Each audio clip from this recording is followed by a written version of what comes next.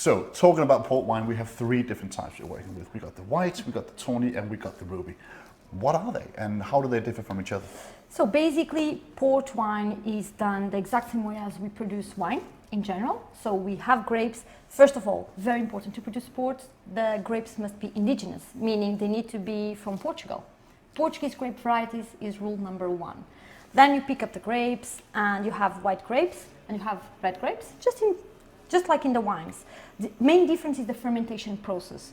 So instead of converting all the sugar into alcohol, as you do in a regular white wine, red wine, rosé wine, we just stop the fermentation, which is the process of converting the sugars of the grapes into alcohol. And by that, you will have some sweetness.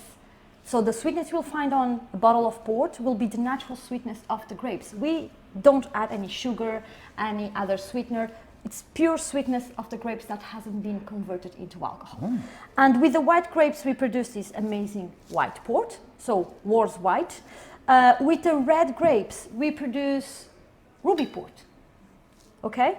But then we have the tawny port, and people can ask me, how do you produce tawny port then? If you produce white port with white grapes, if you produce ruby port with red grapes, how do you produce a tawny port? So not with tawny grapes? Not really, no. not okay. really.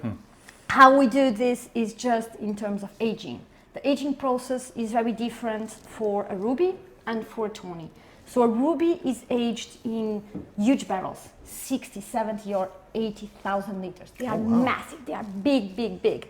But on the other hand, if you place a ruby port into a smaller barrel, only 550 liters, there will be oxidation.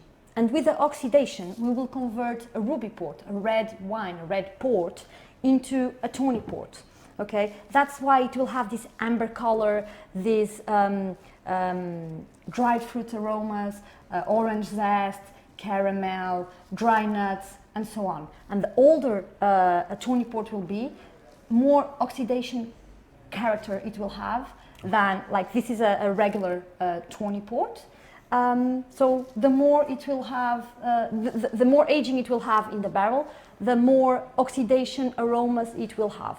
So this is the main difference between a white, a ruby, and a tawny port.